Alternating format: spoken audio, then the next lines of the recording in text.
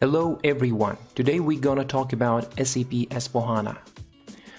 Well, first let's give some thoughts on why SAP decided to evolve from its previous concept or platform SAP ERP, which alive and well for more decade and still being used by a lot of companies as I'm recording this in 2019, into SAP HANA, brand new SAP platform.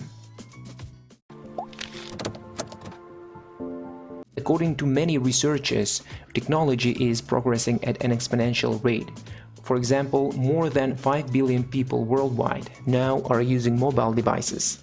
This means that more than 66% of world's population have a mobile device, that is cell phone, tablet, or any other cellular-enabled IoT devices.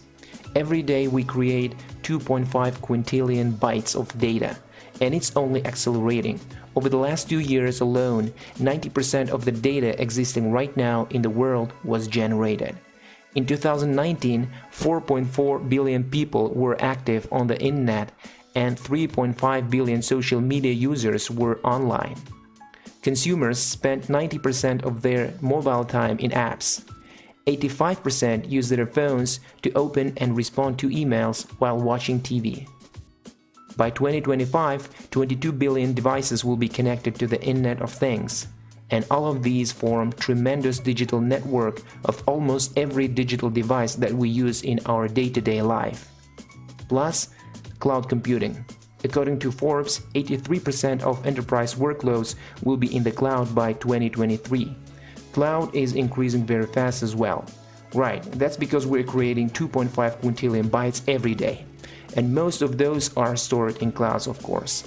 While world was going digital that rapidly, SAP has been adding up all around business processes, integrated functionalities, software solutions, etc.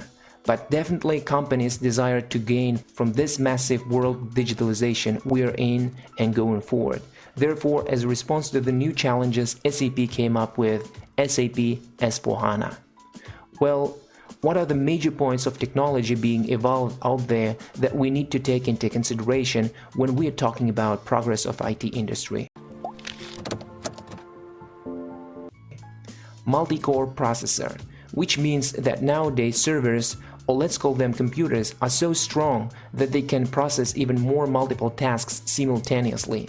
They are fast, response time on processed data multiplied, capacity raised greatly. Big memory. As you know, computers as well as servers have RAM. RAM stands for Random Access Memory. It is a part of computer's main memory, which can be accessed by processor or CPU directly when processing any tasks. So, whenever CPU tries to make any operation, it communicates with RAM. If the required data already in RAM, CPU responds to the task immediately. However, if it's not there, then it gives instruction to RAM to obtain missing data from hard drive or database. Of course, it takes time, so therefore companies are trying to store their data in so-called in-memory databases. Cache. The cache or cache memory is designed to store data that are used by CPU repeatedly for program execution. The computer processor can access this information quickly, I mean extremely quickly, from the cache rather than having to get it from computer's main memory, which is RAM.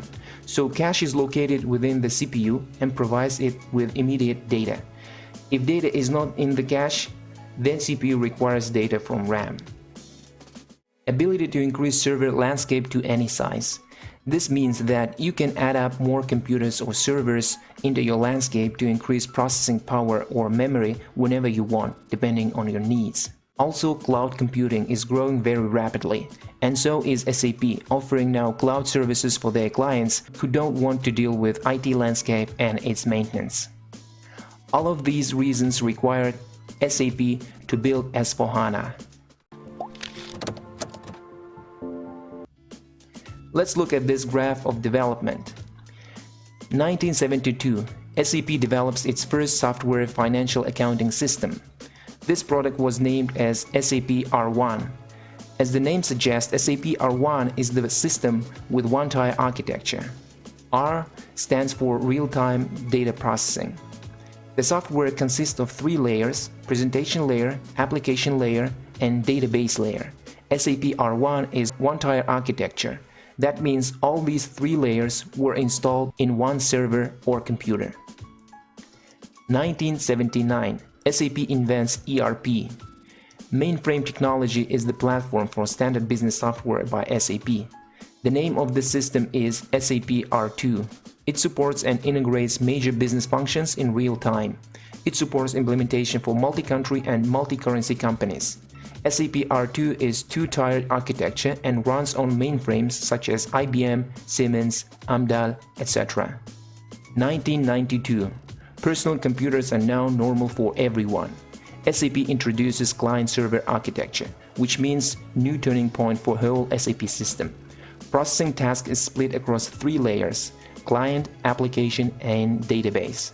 R3 meets the needs of customers from the small companies to multi-billion-dollar companies.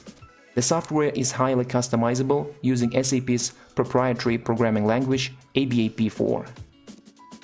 2004. Businesses all around the world now in the internet. They are forming huge business network companies, working together to accomplish business goals. Customers demand better integration between their business applications and the web. SAP develops a new integration application platform called SAP NetWeaver. From now on, all SAP applications run on a common platform. Clients can build and integrate existing applications using web standards, such as service-oriented architecture.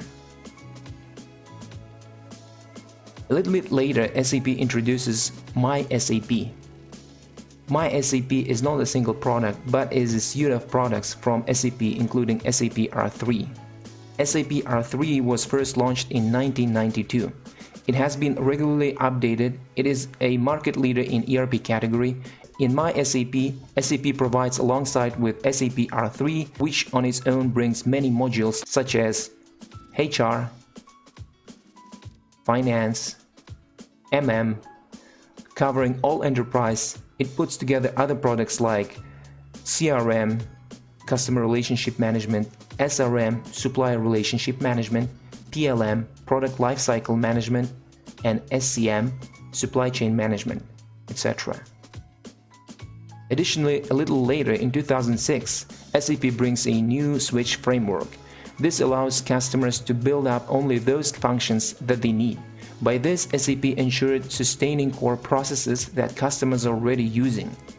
From now on, SAP R3 name is replaced by SAP ERP. ERP is part of a larger family known as SAP Business Suite, which also contains many other line of business applications from SAP, such as mentioned SAP CRM, SRM, SAP PLM, SAP SCM, etc. In 2015, a new wave of advances in hardware architecture brings massive computing power while decreasing costs. Huge memory and multi-core processors arrive to offer massive computer power. The underlying design of existing SAP applications does not fully exploit the power of the new hardware. A rewrite of the complete business suite is required. The new business suite is called SAP S4 HANA. It operates natively on SAP HANA. SAP HANA is in-memory, column-oriented, relational database management system. It also performs advanced analytics, predictive analytics, spatial data processing, text analytics, text search, streaming analytics, graph data processing. It includes ETL capabilities as well as an application server. That's it for today. Thank you for your attention. We talked today about world tendency in IT industry and how SAP responds to challenges arising. I hope you enjoyed the video and info I prepared for you. Stay tuned. Take care.